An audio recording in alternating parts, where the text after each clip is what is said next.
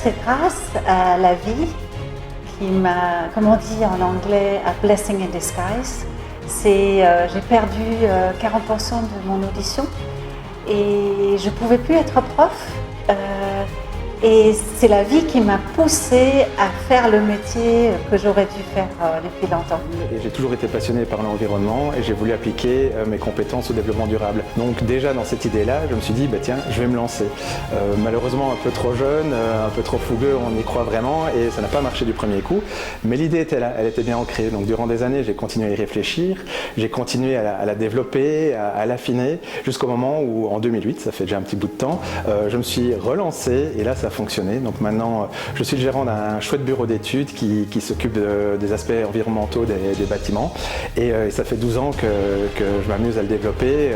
Je ne regrette pas une seule seconde ce choix-là et je conseille à quiconque qui a l'âme d'entreprendre de se lancer en fait, sinon vous le regretterez.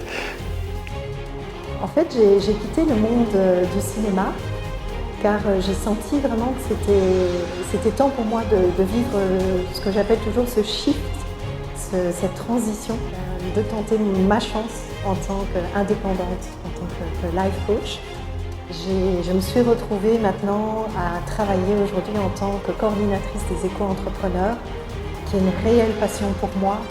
Et je bénis cette voix intérieure que j'ai eue, qui m'a dit, voilà, retrouve du sens à ce que tu fais et surtout fais ce qui te passionne. Et c'est ce que je fais aujourd'hui.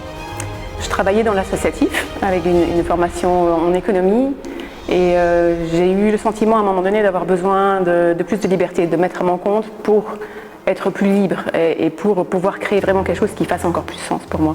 Et c'est venu aussi à un moment donné où j'étais malade et donc je pense que ça m'a poussé vraiment à ce changement-là. Donc qu'est-ce que je fais aujourd'hui? J'accompagne des habitats participatifs pour seniors et intergénérationnels.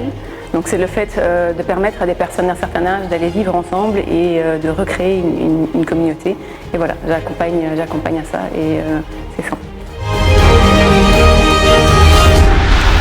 Oser.